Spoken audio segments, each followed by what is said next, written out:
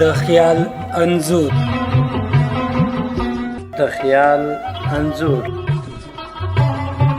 یا د خپرونه د شاعرانو، لیکوالانو او ادیبانو په اړه ځانګړې شوې ده. په دې خپرونه کې د شاعرانو ژوند ته کتنه او خپل شعري فلسفي انځور وړاندې کوي. وای زکه خو مې زړه له غمه ډک له اضطراب دی، زکه خو مې زړه له غمه ډک له اضطراب دی، خوی دې د اغزیو دی او رنګ دې د ګلاب دی. تا ودا شزنا وخت واد کېږم، یو ماتم کوم نو پست واد کېږم.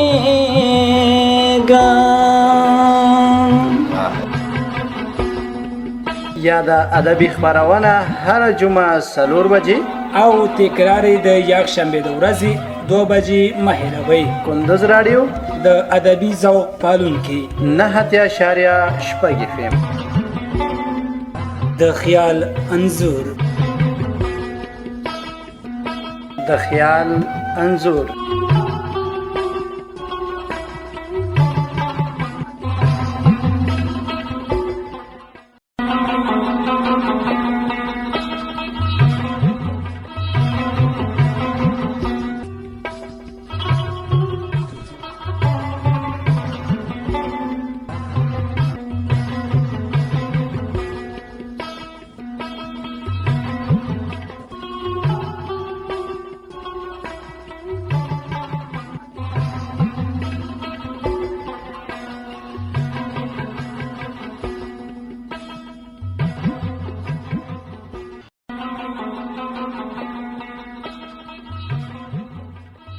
وای چې ټکوي مې د زړه ور څوک دی، چې ټکوي مې د زړه ور څوک دی، ته خو دننه یې بهر څوک دی. اوبرنګه سترګو نه دې اور څاڅي، اوبرنګه سترګو نه دې اور څاڅي، او د زړه له حاله دې خبر څوک دی.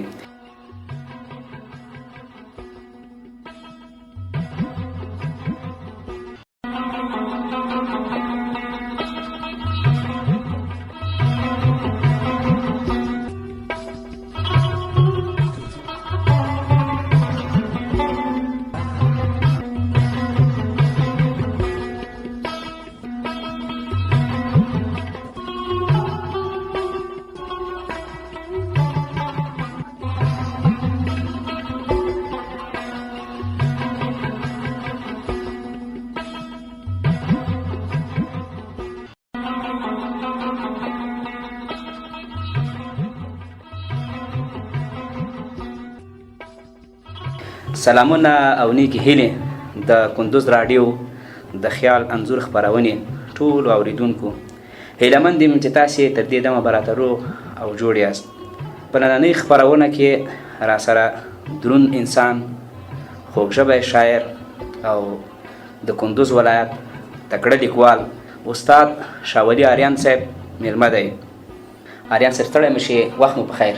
مننه ډېره زیاته، ډېره مننه تاسو نه او د دې رادیو د محترمو کارکوونکو نه. ډېره زیاته مننه کوم استاد محترم، په خیر راغلی. په خیر اوسئ. ډېر خوشحاله یم چې پس له ډېر وخت نه راغلم او داسې شرایط دې ملک کې اوس برابر شوي دي چې د خپل هغه ټاټوبی مې ولیدل او ډېر دوستان مې ولیدل او دا د اوسني وخت یو غنیمت دی او برکت دی. ډېره زیاته مننه استاد، هر کله راسئ نو راتګ مو په دې مو. استاد محترم که دا ووایې چې استاد شاه ولي آریان څوک دی؟ ډېره زیاته مننه. زه البته چې شاه ولي آریان نومېږم، د پخوا د خان آباد ولسوالۍ اوس د اغتاش ولسوالۍ د جنات باغ په کلي کې زیږېدلی یم.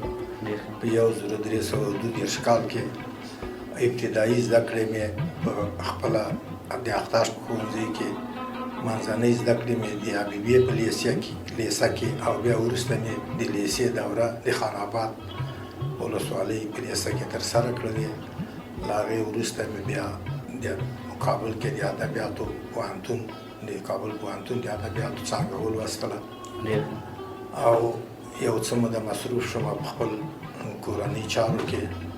بیا وروسته کله مې چې په کابل کې دنده وه هلته مې خپله وظیفه درلودله. البته زیاتره مې د معلم په حیث د استاد په حیث خپل وظایف ترسره کړي دي.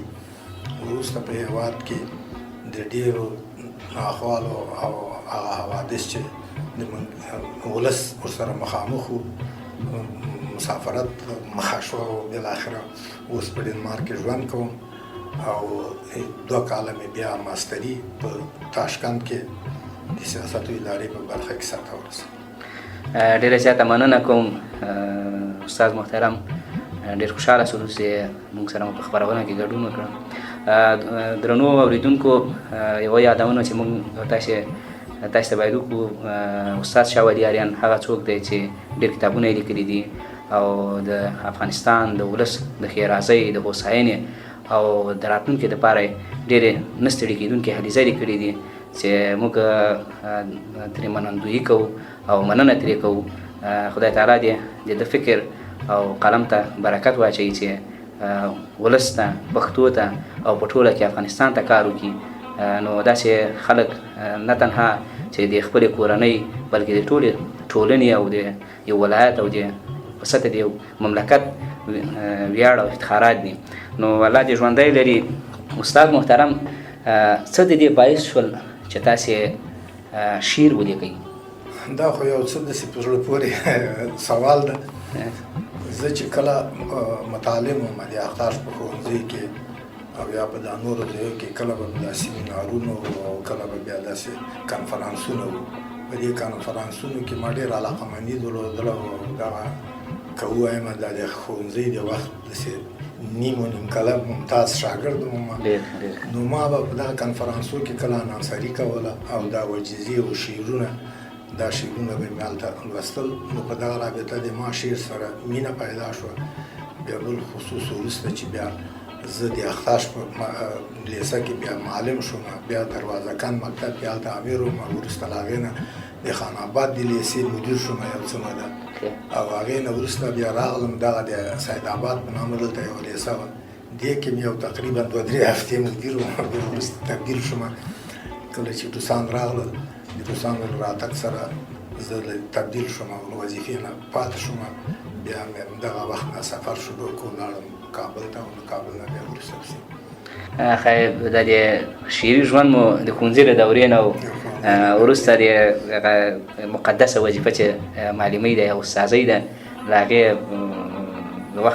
وخت نه شروع کړه. نو دا ډېره ښه خبره ده.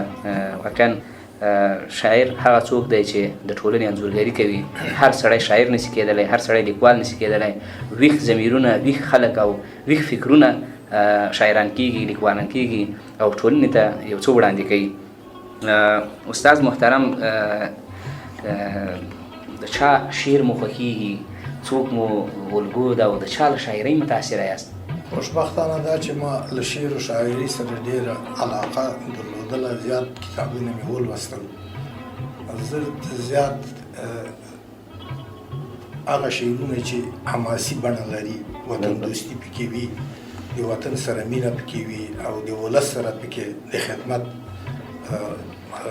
ځینې انځورونه وي، هغه شعرونه دې ما خوښېدل. او ما تر یو وخته پورې خو دا زمینه برابره نه وه چې موږ داسې زمینې ترلاسه کړو چې د شاعرانو هغه ولولو، دا کتابونه ترلاسه کړو. خو کله چې بیا پېښور ته لاړم، ما د حمزه بابا غزلیات ولوستل، د خوشحال خان شعرونه او په خاص ډول باندې د رحمان بابا دیوان ما مطالعه کړ. او دغه شعرو سره زیات تقریبا د حمید ماشوخېل حمید بابا دغه شعرونه مې هغه کړل. دا نو د دوی شاعرۍ نه مو یعنې تاثر واخیستم؟ بلکل. ډېر ښه استاد محترم، که اورېدونکو ته یو شعر وړاندې کوي، ځکه اورېدونکي به هم په تمه وي چې ستاسې له خولې ستاسې شعر واوري. اول خو به زه یو شعر چې ما له هغې نه ډېر هغه اخیستی دی د اسرائیل صاحب یو شعر دی ډېر ښه کوم صاحب ساحل صاحب خیر. اول به هغه یو شعر زه تاسو ته ووایم چې په د هغې پیغام اصلا د پښتنو لپاره ویل شوی ده اتحاد او اتفاق پکې ده بالکل هغه وایي پرېوبوځي خو ده په سجدو هېڅ پرېوتل زده نه کړل پرېوبځي خو ده په سجدو هېڅ پرېوتل زده نه کړل وایي دې ګناهګار سر زما لحظه ټیټېدل زده نه کړل ډېر عالي وایي دلته معزز شي چې هغې له خپل ضمیره شي دلته معزز شي چې هغې له خپل ضمیره شي بالکل او موږ خو هېڅکله د ضمیر خرڅول زده نه کړو ډېر وایي نورو د تړون د ذوقه ډېرې مزې واخیستې نورو د تړون د ذوقه ډېرې مزې واخیستې اصلا دا نور قومونه ښیي بالکل او موږ ځان دښمنو بیل بیل زړونه تړل زده نه کړل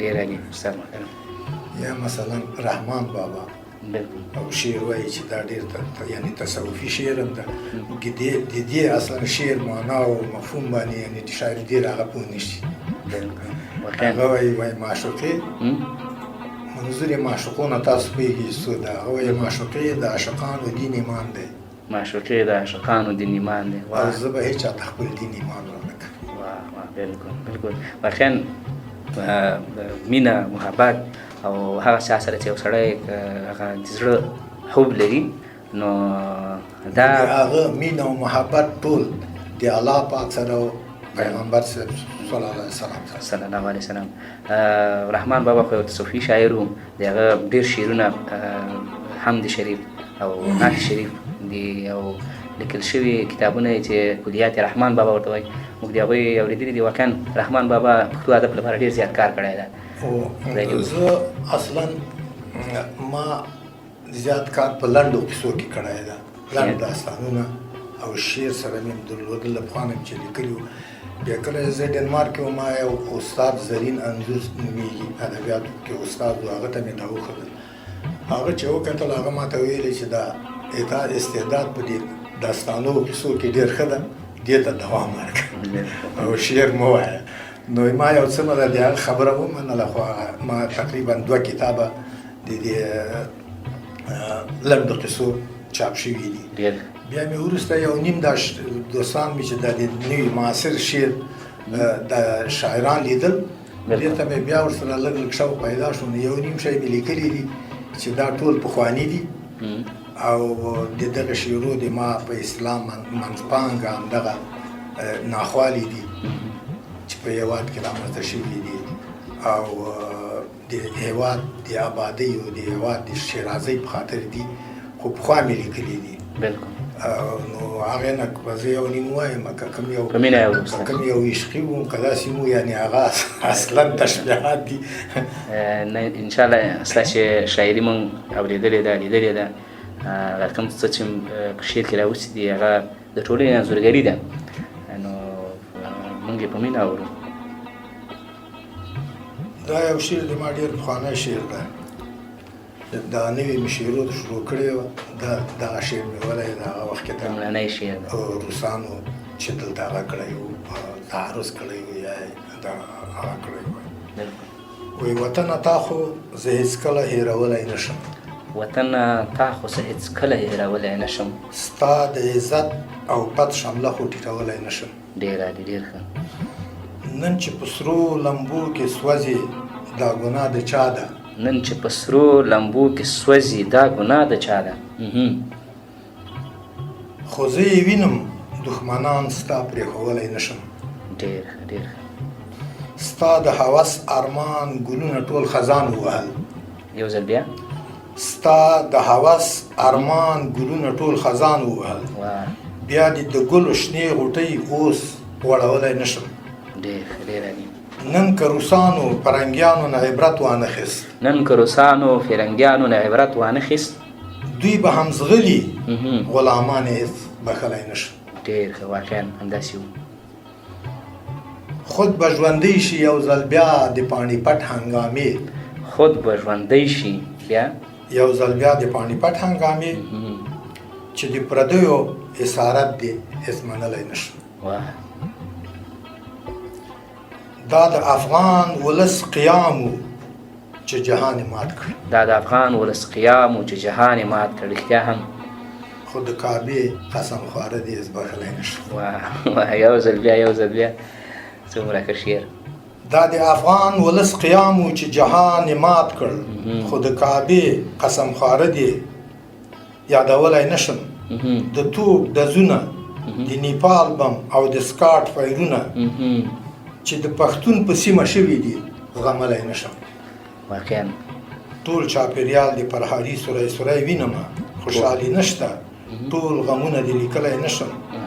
وایي آریان چې هر شپې پسې سهار حتمي دی. وایي آریان چې هر شپې پسې سهار حتمي دی. د دې اوږدې شپې پلویان دې زبخلی نشم. واه ډېر ښه شعر او ډېره پرمعنا شاعري. آریان صاحب یو غزل ده نوی مې لیکلی ده، وایي ما چې یو کفن راوړی له جهان وي، ما چې یو کفن راوړی له جهان وي، د نړۍ ضمیر به مات لکه زندان وي. او د افغان وطن هوا دومره خوږه ده، د افغان وطن هوا دومره خوږه ده لکه ناست چې څوک جنت کې د ریحان وي. او دومره ستغې سپورې مه وایه نادانه، دومره ټیټ نه یو چې تا ته مو ګریوان وي. او خلاص به څه وخت له دې ستړې زندګۍ شم، خدایه څه وخت به زما کډه روان وي. او خوار اختاشه له مرګ ویره نه لرم، خو د جانان دیدن به زړه کې لوی ارمان وي. د جانان دیدن به زړه کې لوی ارمان وي. استاد محترم، په ځوانو شاعرانو کې مو څوک خوښېږي؟ تر اوسه مو لوستي دي، لیدلي دي یغه شعرونه؟ په ځوانو شاعرانو کې مې دا شعرونه خوښېږي. ډېره مننه خیر صدای تاسې مینه ده. استاد محترم، تر ډېره مو په کوم فورم کې شعر لیکلی؟ ما شعرونه خو ما مخکې درته ویلي، یو شمېر یې حماسي دي، یو شمېر یې لږ زره داسې نیمکله عشقي غوندې او غزل هم شته دي. یعنې په ټوله کې روماني، حماسي، انقلابي هم شاعري مو کړې ده؟ شته ده، دا مخکې یو. بلکل. استاد صاحب، ستاسې پان، ځکه تاسې په دې برخه کې ډېر کار کړی ده او ډېر ورته یعنې ډېر عمر په دې برخه کې تېر کړی ده، ستاسې پان پښتو ادب ته څه پکار دي؟ او دا اوس کومه شاعري چې دا اوس کېږي، پښتانه شاعران یې کوي، دوی په سمه لار روان دي؟ یعنې په ټوله کې دا ستاسې ارزونه په دغې برخه کې څه ده؟ داسې چل ده چې که موږ د تاریخ اوږدو ته وګورو، پښتو ته چا کار نه ده کړی. متاسفانه د موږ عطا شاهان له ډېر پخوا نه دربار کې، تاسو ته به معلوم وي د تاریخ چې ما تر هغه پورې لوستلی ده، دربار کې اصلا ډېر کم داسې پښتانه دي چې هغوی شعر ویلی یا ادبیاتو کې کار کړی، اکثرا پکې دا د نورو ژبو کسان وو. او همغه علت هم ده چې کله کله داسې انتقاد هم راځي چې پښتو ته چا کار نه ده کړی. خوشبختانه په دغه اوسني عصر کې، په دغه زمانو کې دا څو کاله را په دې خوا سره له دې چې هېواد کې ناخوالې شته وې که نه، دغه پښتو لپاره یا د ادبیاتو لپاره ډېر کار شوی ده، ډېر سلونه کتابونه. بالخصوص زه تاسو دا اطمینان در کوم بهر له هېواده ډېر کار ورته شوی ده، د سیمینارونه جوړ شوي دي، هلته دا دي. دا زه چې یعنې نه د لیکوال په هغو لیکوالانو په ډله کې حسابېږم نه، بل ما 9 کتابه مثلا لیکلي دي، نو نورو به څونه کار ورته کړی. او اصلا دا د هر پښتون مکلفیت ده چې د خپلې ژبې لپاره کار وکړي. د یو ملت د له منځه وړلو د مړه کېدو یوازینی عامل د هغه د ژبې او د ادبیاتو نشتون ده، سانسورول دي. کله چې څوک خپلې ژبې ته کار ونه کړي، طبیعي ده چې ژبه مري، یعنې ژبه په مړو ژبو کې حسابېږي. خوشبختانه چې اوس پښتو ژبه ورځ په ورځ سره هغه کېږي، حتی کمپیوټر ته، حتی هغه ته یې لاره پیدا کړې ده په اصطلاح ګوګل ته، اساسا به نور هم هغه شي ده. نو بالخصوص دا د ځوان نسل، د ځوانو شاعرانو یا د ځوانو لیکوالانو دا دنده ده. موږ وخت اوس تېر شوی ده، نو دې ته باید خدمت وکړ وشي.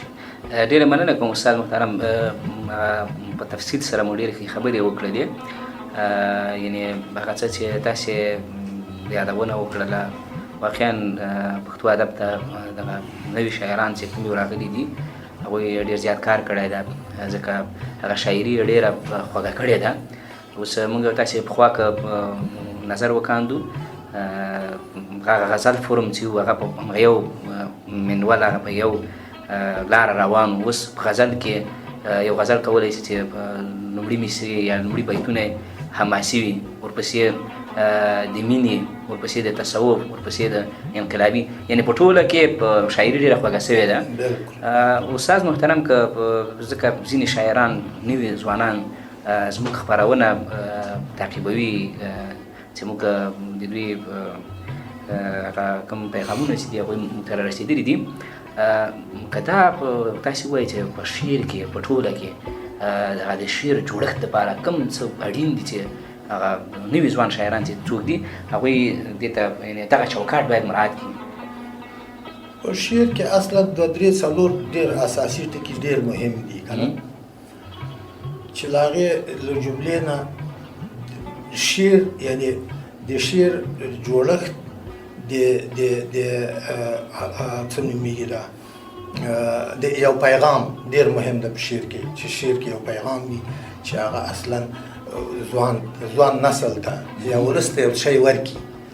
او بل شعر سره د دې چې ځینې شاعران ډېر شعرونه داسې وایي چې ډېر غلیظ شعرونه وي، یعنی هغې د هغه شعر باندې څوک دی نه. مونږ او تاسو خو داسې یو ټولنه کې ژوند کوو، ډېر وروسته پاتې ټولنه ده که ساده کلمات ولې ډېر بامفهومه کلمات باید نوي الفاظ باید پکې راشي، او هغه تر څو دغه څوک چې لولي هغوی ته نه یو مفهوم اخیستلی وشي. بل شعر کې فرم ده، فرم ډېر مهم ده. په شعر کې مثلا د قافیه او وزن ډېر مهم ده. سره له دې چې ځینې شعرونه دي آزاد شعرونه، هغې کې دا یعنې وزن او قافیه نشته ده، ولې خو ډېر ښه پیغامونه لري، ډېر ښه په اصطلاح پیغام لري ولسو خلکو لپاره. نو ډېره زیاته مننه کوو استاد محترم، کوم څه چې تاسې د پیغام د فورم د وزن، ردیف، قافیه، دغه هغه څه دي چې رښتیا هم شاعران د دې په مراعاتولو سره یا د دې په همدغه لاره باندې تګ سره یو شاعر ډېر ښه شاعر جوړېدلی شي. یو شعر درڅخه اورو د خپرونې په دې برخه کې. درنو دوستانو، یو یادونه چې تاسو ته وکړو، استاد شاه ولي آریان هغه څوک دی چې یعنې کله چې موږ خپل شعرونه لیکل نو دوی ته وړاندې کول، زموږ په شعرو یې کره کتنه کړې ده، او همدا یې ځای دی چې موږ پرې منندویي وکړو. نو الله دې ژوندی لري. استاد شعر یو آزاد شعر به تاسو ته ووایم. دا شعر تقریبا ما په 1994 کال کې لیکلی ده. 1994 کال، 1925 کاله د مخه. دا هغه وخت چې افغانستان کې وروسته د شورویانو د ماتې نه وروسته یو حاکمیت راغی چې خلکو ډېرې تمې ورته درلودلې، او هغه وروسته په داخلي جنګو بل کې ډېر په افغانستان یعنې د ولس یې ډېر سره علاقه ده. په هغه وخت کې ما دا شعر ویلی. مینه یې استاد. عنوان یې د پیغور. وایي وران شوې قرار پاتې نه شوې، وران شوې قرار پاتې نه شوې، څومره په دوړو کې خړپړ، څومره په دوړو کې خړپړ، خو چا ژړل او چا خندا درته. ما کتل تورې ببرسرې غوټۍ، ما کتل تورې ببرسرې غوټۍ، ډېر ښه الفاظ.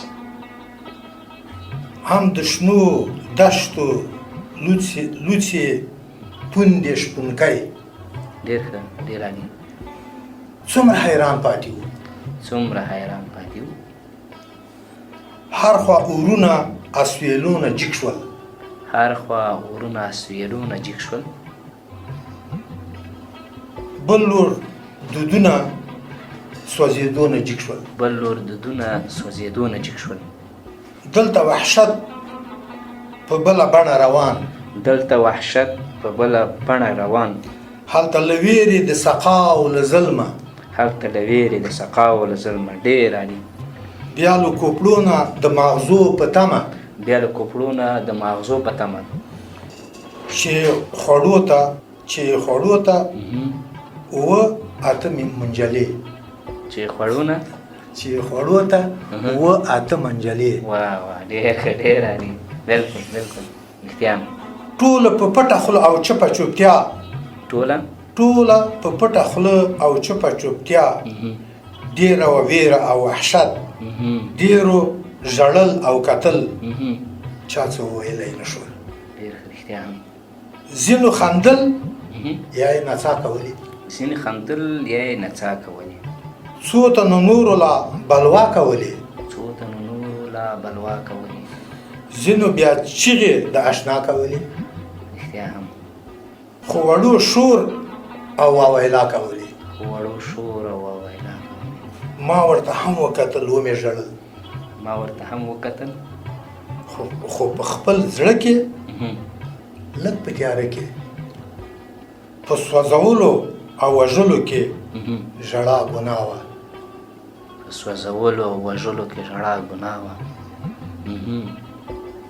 دوی ډېر خندل رښتیا هم همداسې آه فرهاد د غره شکونې په دود ډېرو سرونه او کوپړۍ ماتې کړې ډېر د اکبر خان او ایمل خان بچیو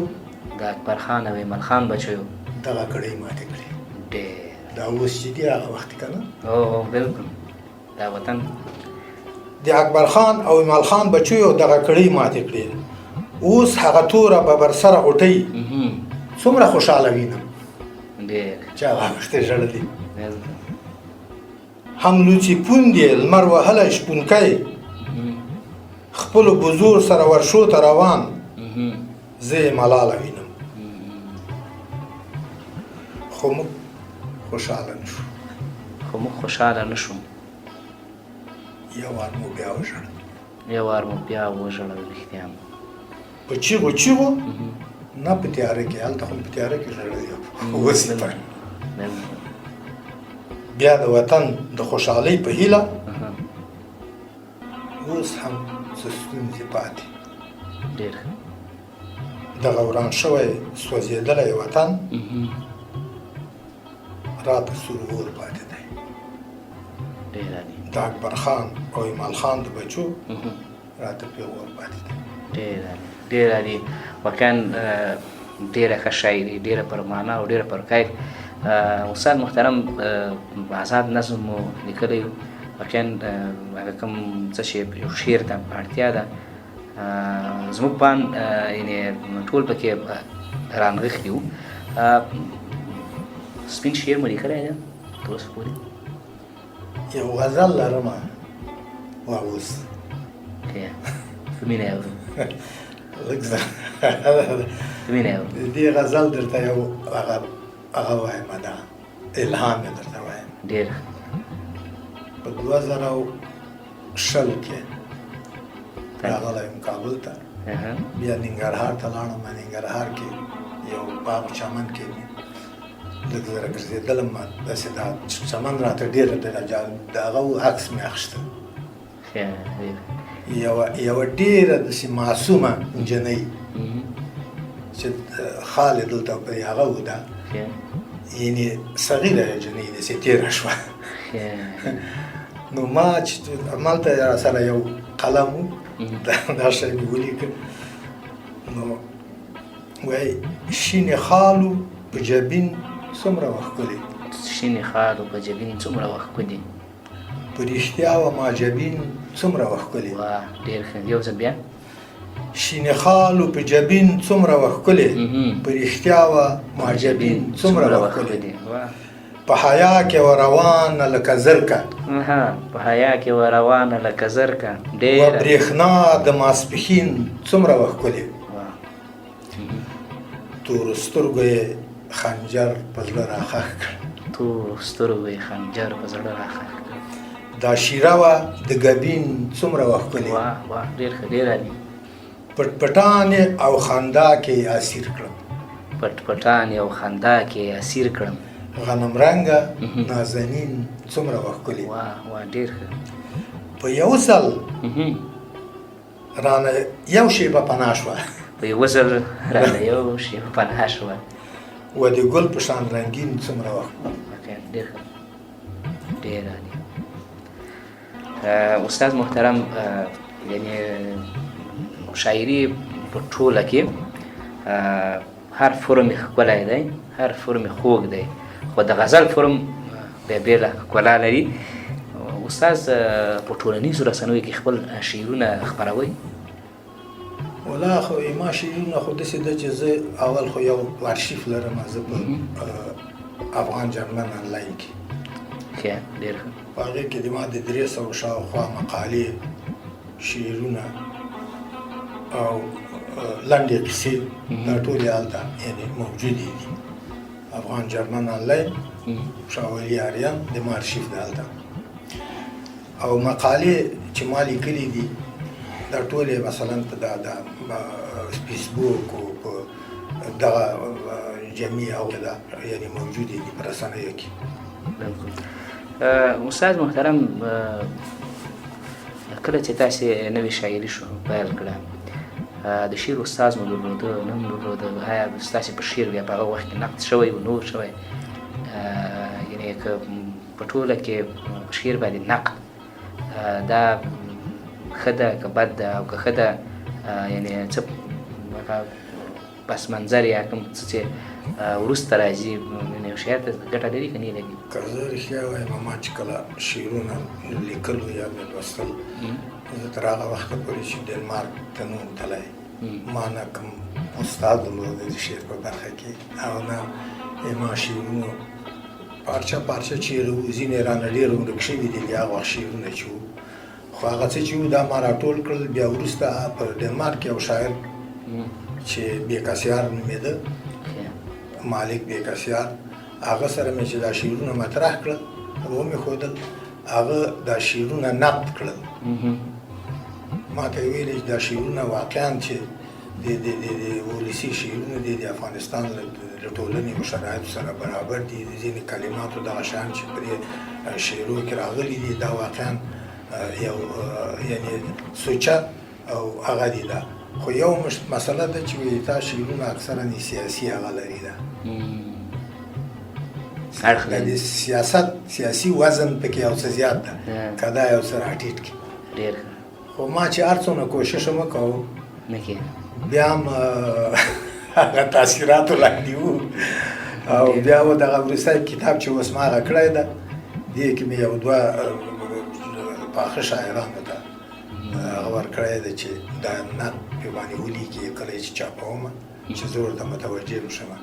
او زه نور اوس سپین ږیری شوی یم 80 کالو یم دې نه به وروسته زه فکر کوم زه توان د دې مو نه لرم چې نه ماشاءالله شعر و شاعري وکړم. استاد محترم ځوان یې نو موږ درته هیلې دي امید ده د درویش دراني صاحب په یو څو بیتونو یې هغه که ووایي جوړېدی شوه خو تا یاره جوړه نه کړه زما زړه نه د هنداره جوړه نه کړه جوړېدی شوه خو تا یاره جوړه نه کړه زما زړه نه د هنداره جوړه نه کړه باوجود د دې چې تا ته لاره نه وه باوجود د دې چې تا ته لاره نه وه ما د بل چا سره لاره جوړه نه کړه.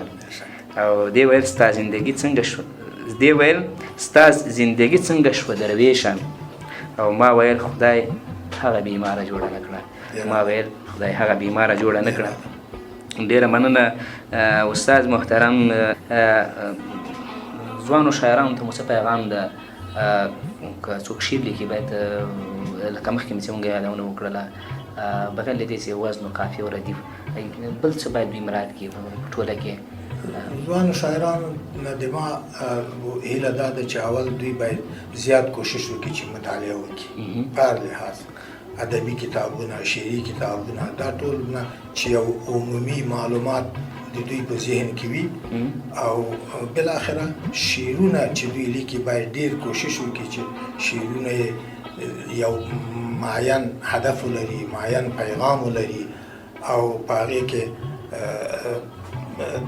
داسې څه ولیکي چې نور راتلونکی نسل له هغې نه استفاده وکړي او ګټه واخلي. ډېر یو بل شعر درڅخه اورو استاد که در سره وي. یو څلوریزه یو دوه څلوریزې به تاسو ته ووایم.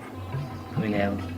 وایي یار د یار لپاره ځان مرمۍ ته سپر کړي، یار د یار دپاره ځان مرمۍ ته سپر کړي، د وفا لپاره سپر ورته ټټر کړي. ډېر ښه، ډېر عالي. یو ځل بیا. یار د یار لپاره ځان مرمۍ ته سپر کړي، د وفا لپاره سپر ورته ټټر کړي، چې هېواد ورته ارزښت لري آریانه، چې هېواد ورته ارزښت لري آریانه، هغوی تل پر قربانۍ ورته خپل سر کړي. بیا یو ځل بیا. چې هېواد ورته ارزښت لري آریانه، هغوی تل په قربانۍ ورته خپل سر کړي. لکه د موږ افغانانو چې د دوه دریو استعماري طاقتونو په مقابل کې خپل سرونه سپر کړي. رښتیا هم افغانانو هغه کم غیرت، میړانې او ننګ دا د ټولې نړۍ ته د یو مثال په توګه هم د تاریخ عبرت و، هم دا او هم به وي. نو افغانان ډېر ننګیالي خلک دي او ډېر جهادپال او ډېر مبارز خلک دي. استاد که دا تاسې راته ووایې چې دغه کوم بهیرونه چې په هېواد کې ترسره کېږي آیا د دغه اغېز په شاعرانو کوم په شعرو باندې لري که نه لري؟ بالکل. یو نارامه ټولنه کې شاعر اصلا خپل احساس او خپل هغه نشي راټولولی که نه؟ ځکه شاعر طبیعي ده چې یو بوټی نه ده، هغه یو کورنۍ پورې متعلق ده، هغه یو محل پورې محیط پورې متعلق ده، هغه یو ستر هېواد پورې متعلق ده که نه؟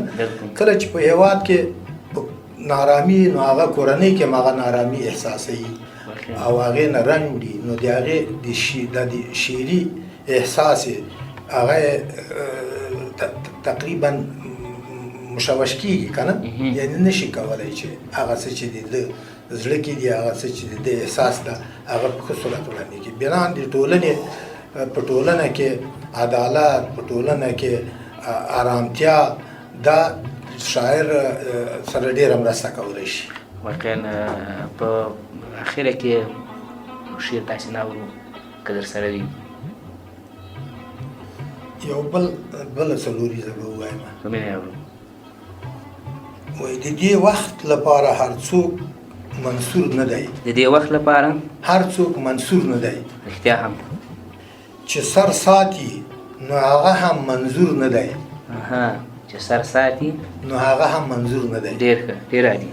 دلته ډېرو په وفا باندې سر کېښود، دلته ډېرو د وفا باندې سر کېښود، هر مین د قیس په شانې مشهور نه دی. ډېر ښه، ډېر عالي، ډېر عالي.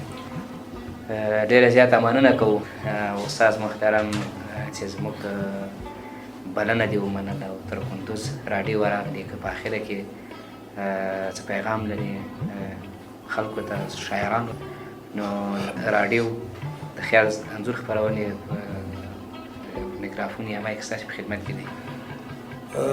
زه باید د دوستانو ته ووایم او تاسو ته هم عرض وکوم چې زه سره له دې چې په بهر کې یم او هلته په عمومي لحاظ باندې یعنې هر څه شی چې دي موږ سره شته، کوم یعنې ستونزه نشته ده، ولې تل د وطن احساس، د وطن درد دې ډېر کړولی و، دې ډېر ځورولي و. همدغه علت هم ده چې موږ دا قلم نوکه رااخیستې ده او د خپل هېواد د ولس لپاره هم کار کړی ده.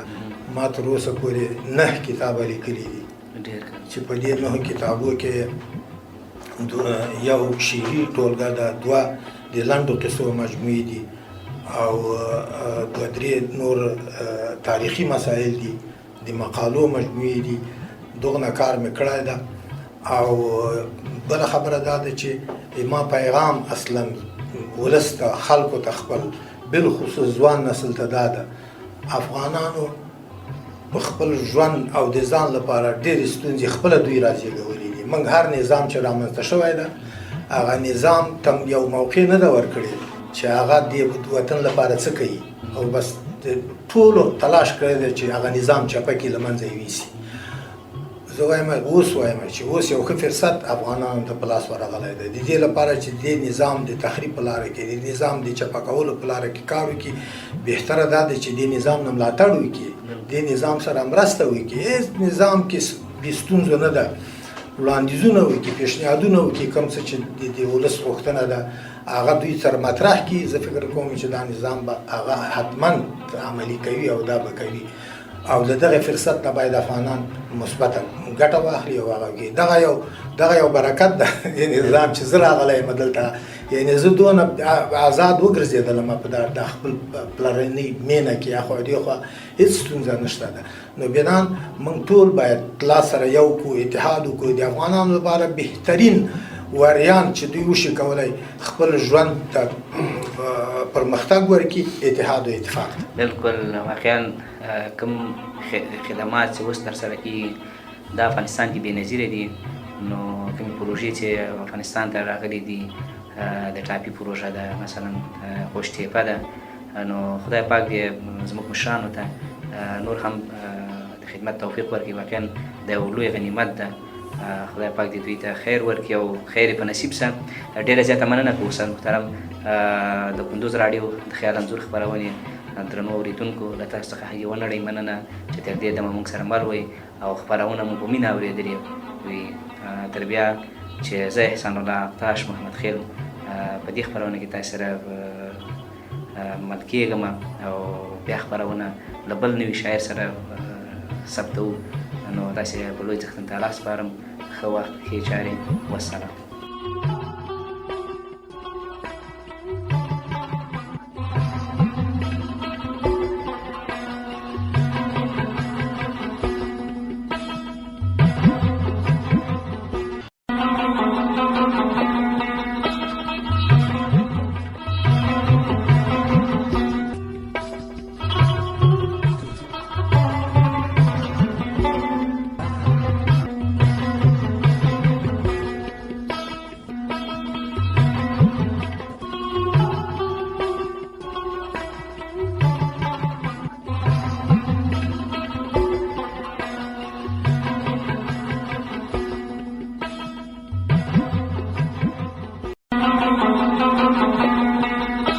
د خیال انځور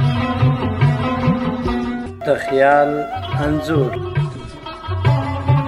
یا د خپرونه د شاعرانو لیکوالانو او ادیبانو په پاره ځانګړې شوې ده په دې خپرونه کې د شاعرانو ژوند ته کتنه او خپل شعري فلسفي انځور وړاندې کوي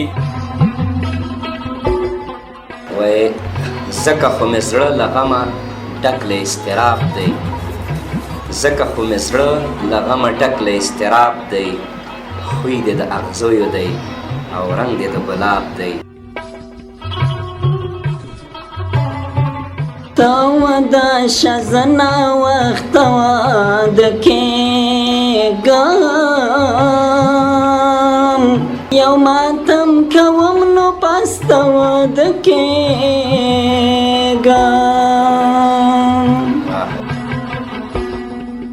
یا د ادبي خپرونه هره جمعه 4 بجې او تکرار یې د یکشنبې د ورځې 2 بجې مه هېروئ کندوز راډیو د ادبي ذوق پالونکي 9.6 FM د خیال انځور د خیال انځور